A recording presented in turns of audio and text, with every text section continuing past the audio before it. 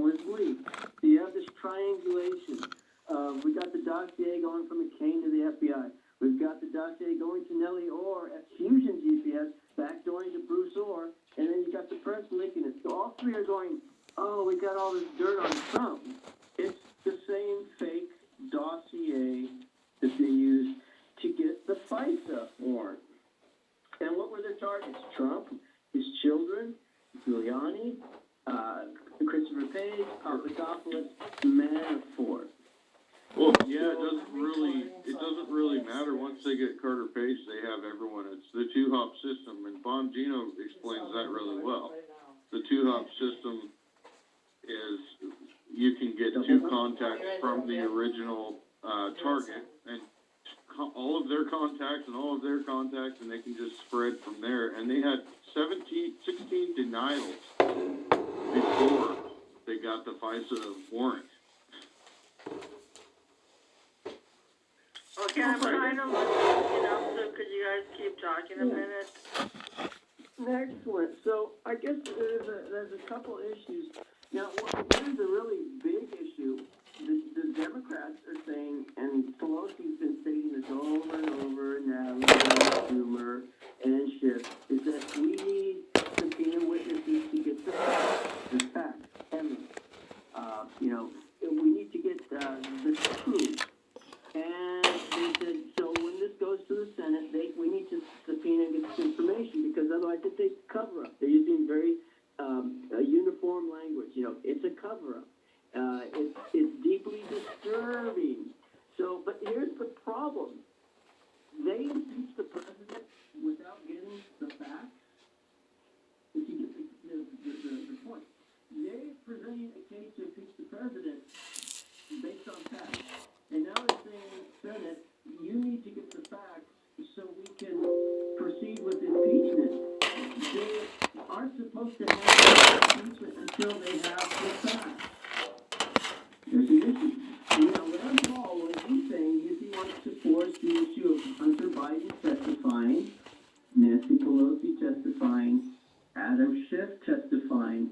What did they know? Their communication. The Republican vote against impeachment was 195-0, and 3 of those were defectors from the Democratic Party. So this isn't a bipartisan situation. This is one party with one mission. And listen to all the candidates. We have to remove Donald Trump. It's not about winning, it's about beating Donald Trump. Nancy Pelosi just stated just a couple of days ago, the president will be removed by election or impeachment. She said he will be removed. That's her goal. It's not about the budget or about the truth. He will be removed. And that's what they're trying to do. So Trump is playing them into this angle because they will subpoena them, and then if they do have to testify, first thing he's going to ask Adam Schiff is, do you know the whistleblower? And second of all, why did you give the speech in front of Congress? And he's going to say, well, it was a parody, and I don't know the whistleblower. Well, how come the whistleblower works for you? And at that point, he's facing jail time. So that's why that's why Nancy wanted to know what's going to be the arena, what will be the witnesses, what questions can be asked. They're trying to figure out in advance before they jump into the frying pan. Any comment to that, Ben? Yeah, I do. I'm going to let Ben go next, but I do have a comment. John Bolton wants to be a witness or testifier in the Senate trial, but Trump has officially tried to block certain people from participating. But I was trying to look up something on the Constitution, and in the Constitution and the Federalist Papers, which are the essays that created the framework for establishing the Constitution, in number 68, Alexander Hamilton said, the desire of foreign powers to gain an improper ascendant in our councils is a source of corruption and one of the most deadly adversaries of Republican government. In other words, determined effort would be necessary on the part of the U.S. government to forestall intrusions from self-interested insiders. Now, it's my understanding that Zelensky was not eager to give up dirt on Joe Biden, but he was just trying to appease Trump in order to obtain the aid that they needed. Well, there's several things that you mentioned there about John Bolton. Now, why do they want John Bolton to testify? Well, they could have gone to court and fought for that, but they said, no, we have to hurry this national security. The country is at risk. We have to run this through as fast as we can. We don't want to subpoena McFadden. We don't want to subpoena, Bolton. And there's 4 or 5 other people. We don't want to subpoena Rudy Giuliani and on, because how come? Because we have to do this right now. And now they get ready to present it. It's like, well, wait a second, we can't do that. We want to find out if you're going to subpoena him later. It's like we have all the time in the world.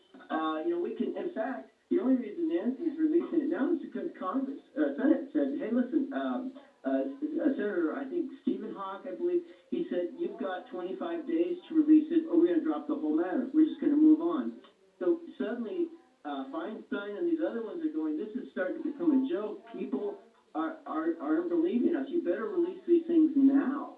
So now they're under this pressure. I got to release it, but we need the truth. We need the facts now.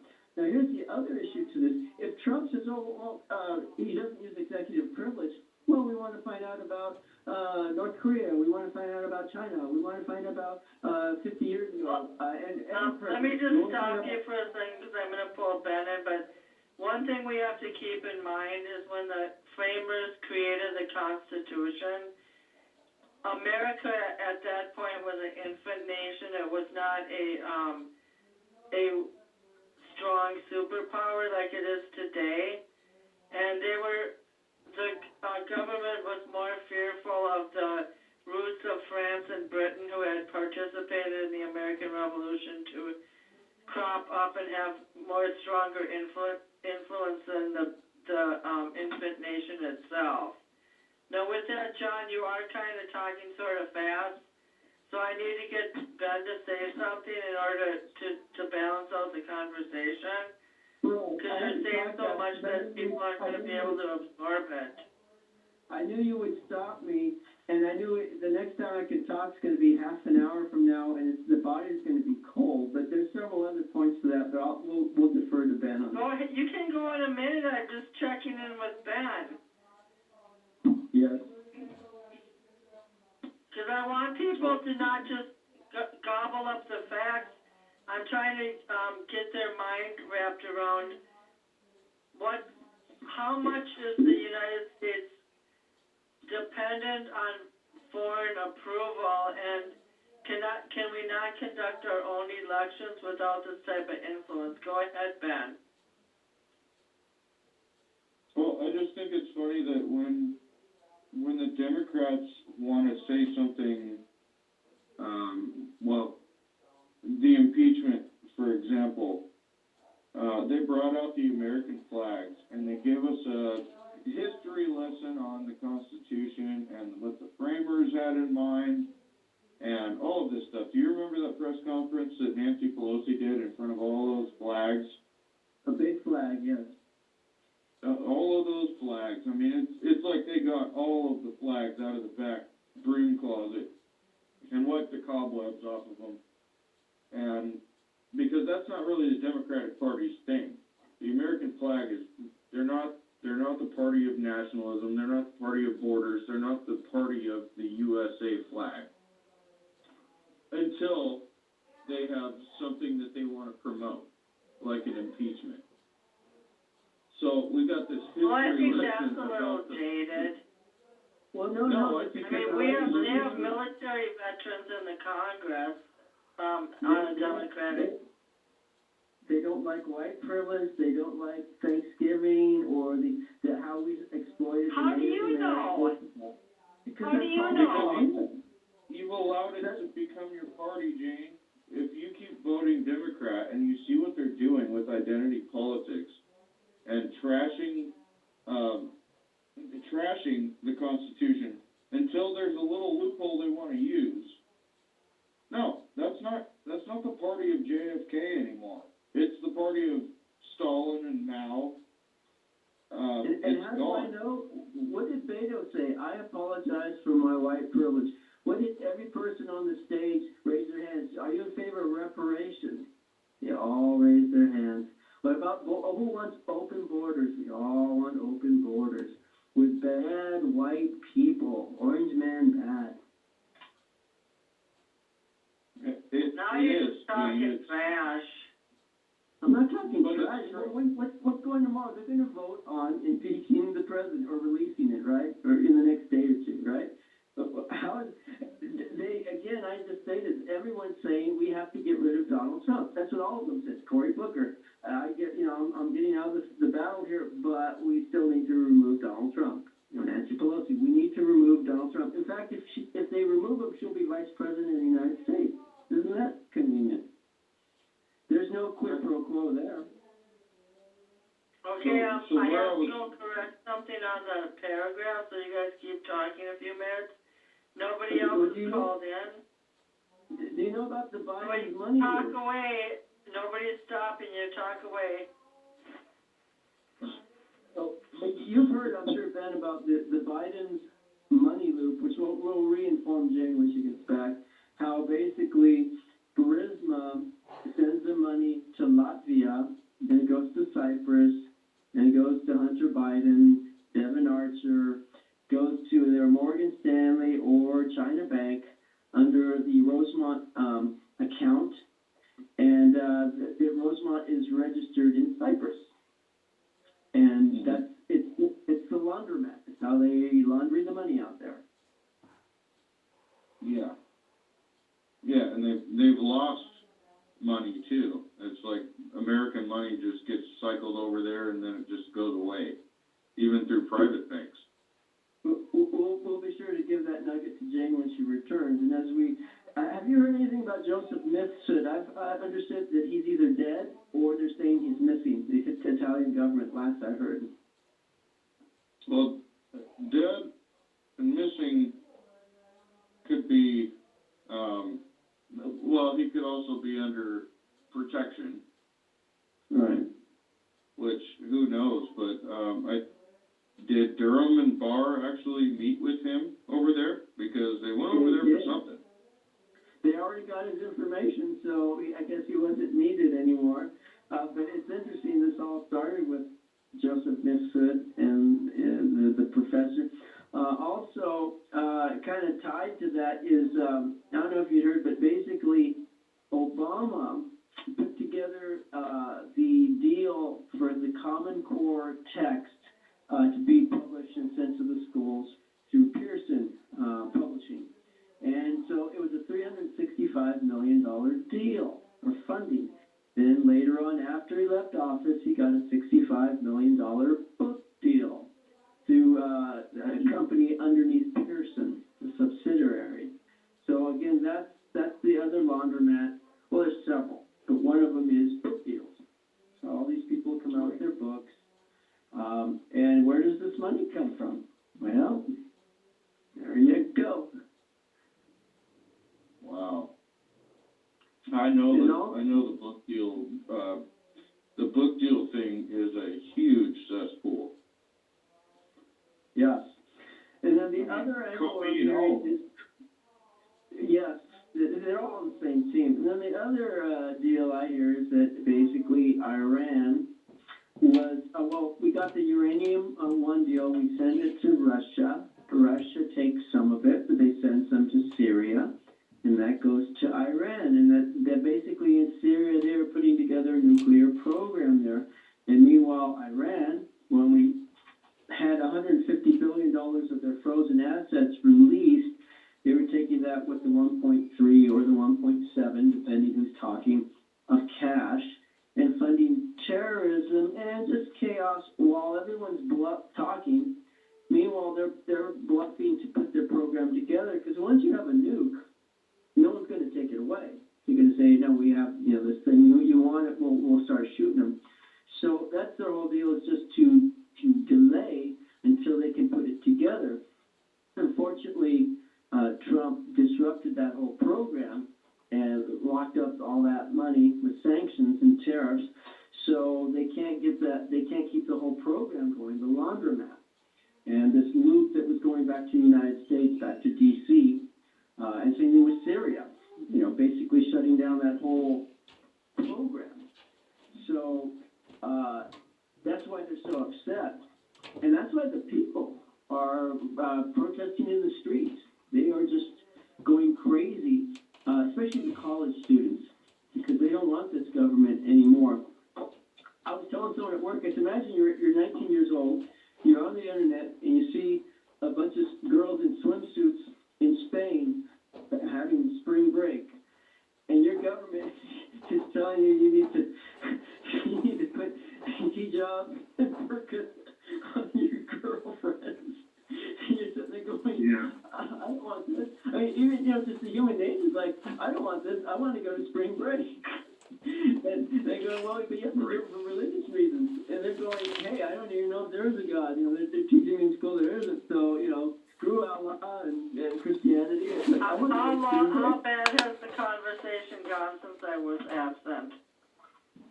Oh, we're just talking about how college kids, and like the college kids in Iran are going crazy.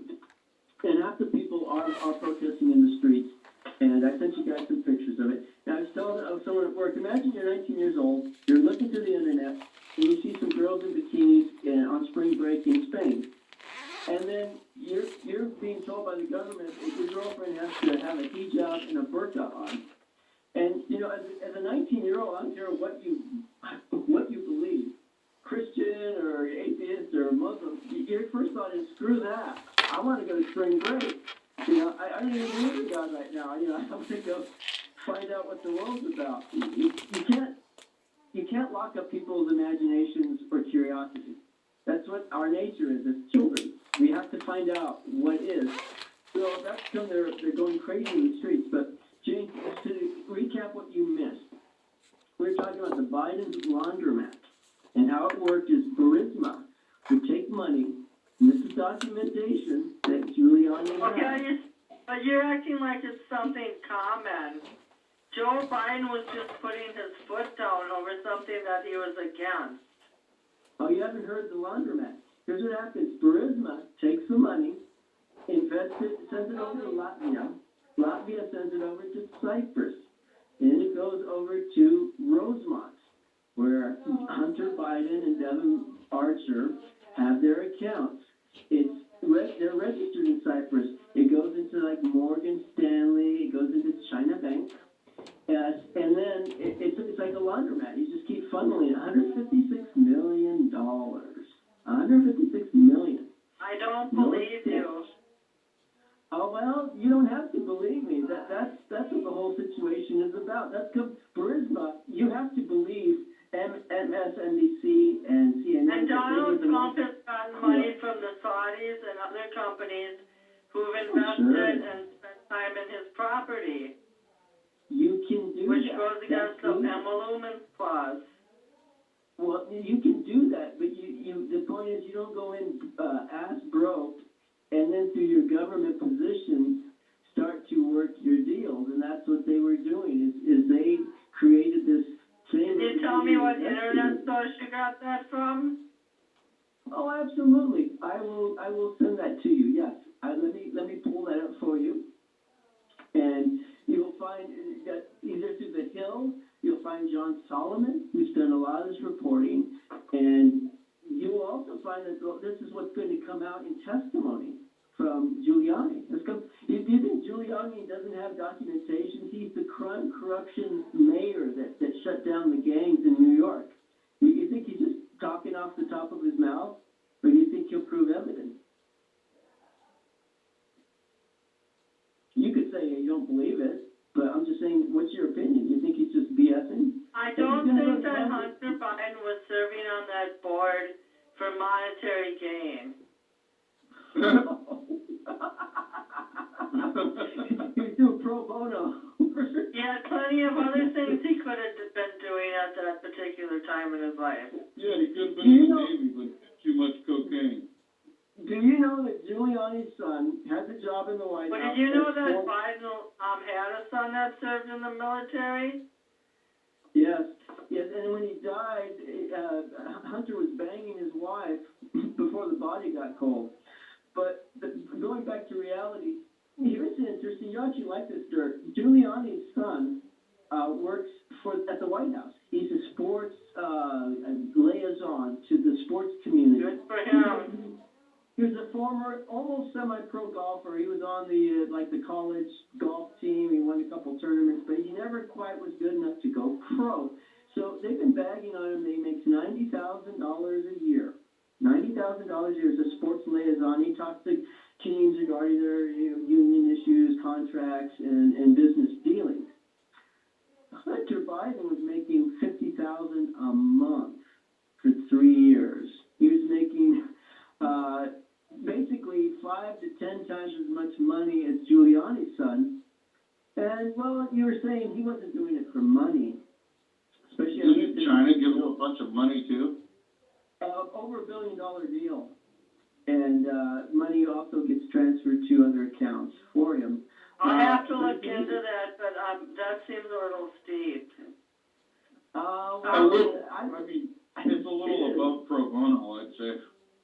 Okay, I have a question for you guys, because I have to give plasma at 7:30 in the morning and work another 12-hour day. So I want to read this quick, and then you guys can take the show over and run it yourself, because I'm going in the bathtub. The founders bestowed the impeachment power of Congress, therefore, as a constitutionally approved method to remove presidents who were disloyal to the country.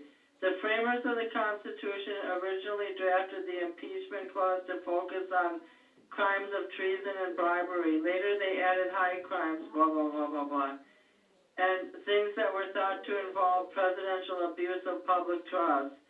Trump's alleged attempt to strong-arm Ukraine into smearing a political opponent fits well within this framework. Using the office of president for personal political benefit comports with both the standard understandings of bribery and broader crimes.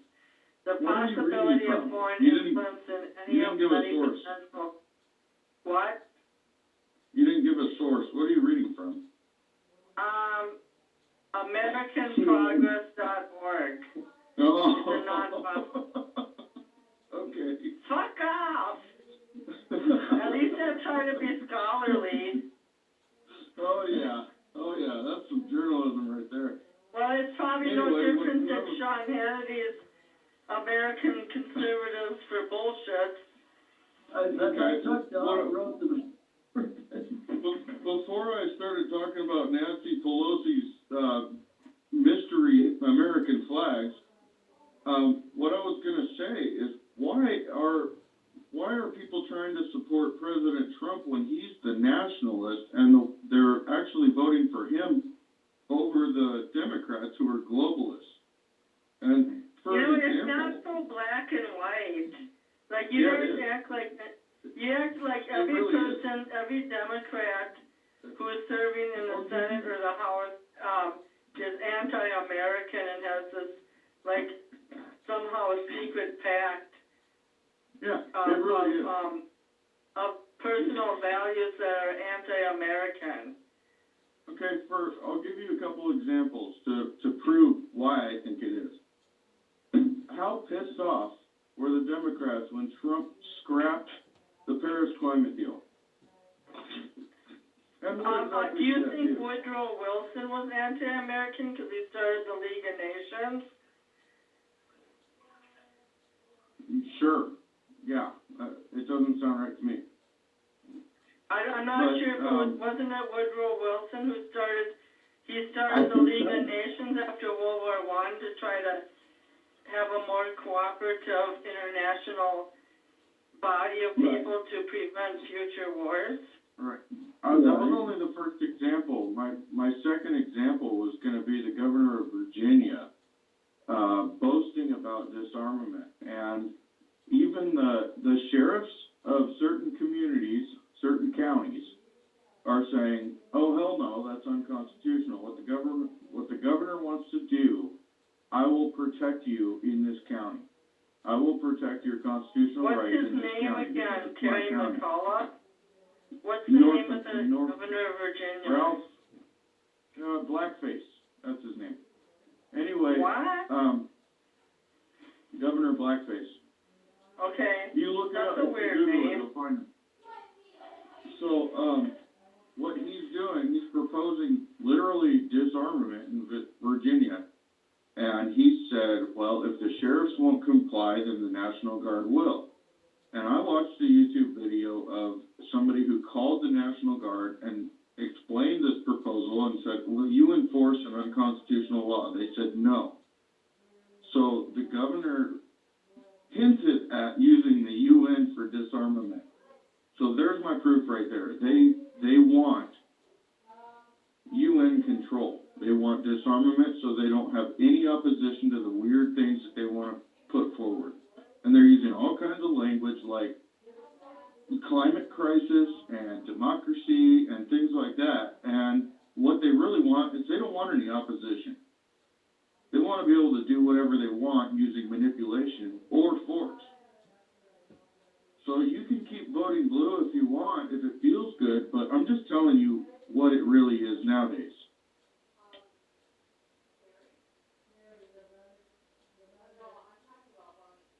I could give more examples if you wanted.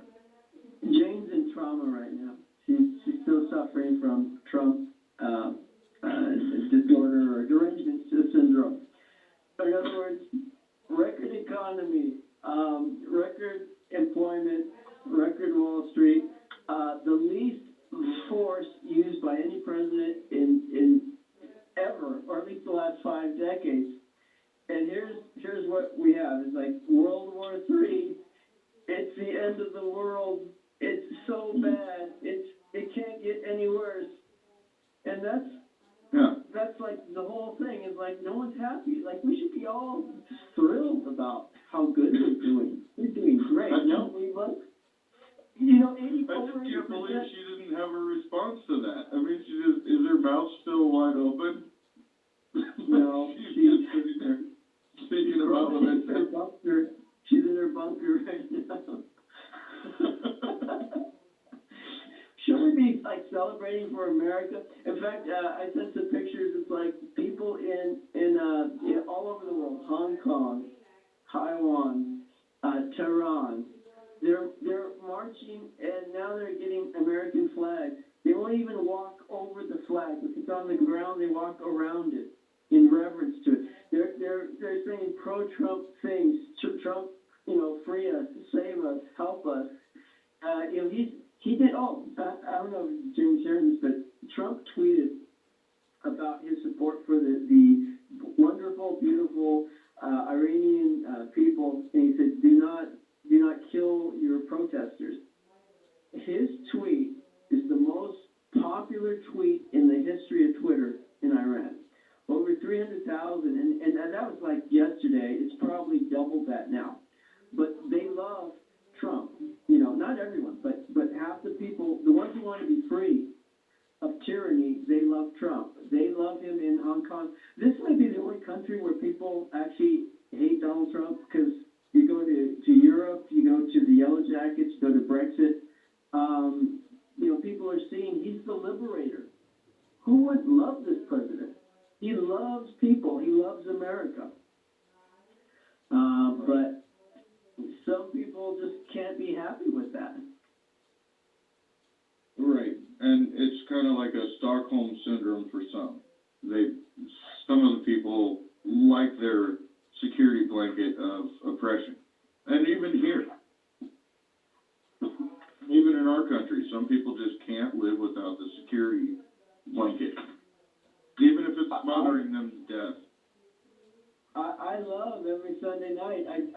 They do a rerun of Meet the Press, and you get Chuck Todd or Todd, whatever.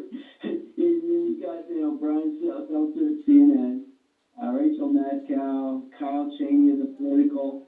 They are just so unhappy. They are just, how can we stop? It's not talking about, hey, what good things can we do? What plans do you have? It's like, how can we stop Donald Trump?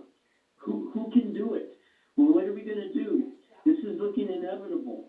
It's like we've got to band together and come up with a new plan.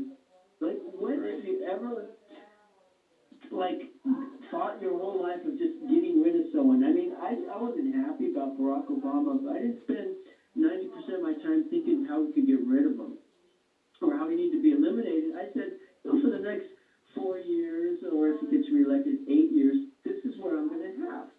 And I'm on the same team. It's like you get a new boss and you go, I'm really not happy about this guy. But I was sitting there thinking about, man, I wish my company, totally went under and we do terrible because I'll lose my job. I won't have any money. I wish, going to work every day hoping your company goes bankrupt. Like, that's ridiculous. Like, there might not be another company to jump to. They don't see that far ahead.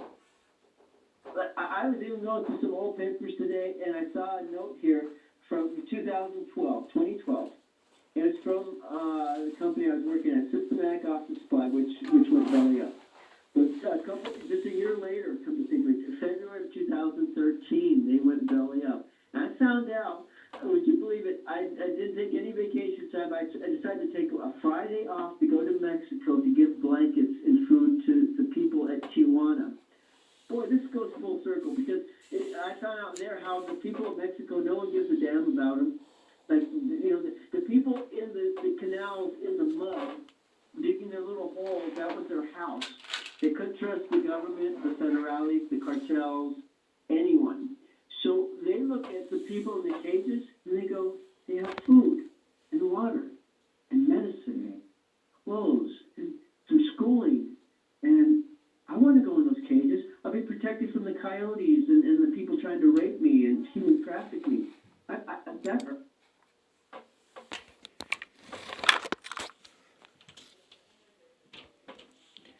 I will post part 3 soon. Thank you for listening.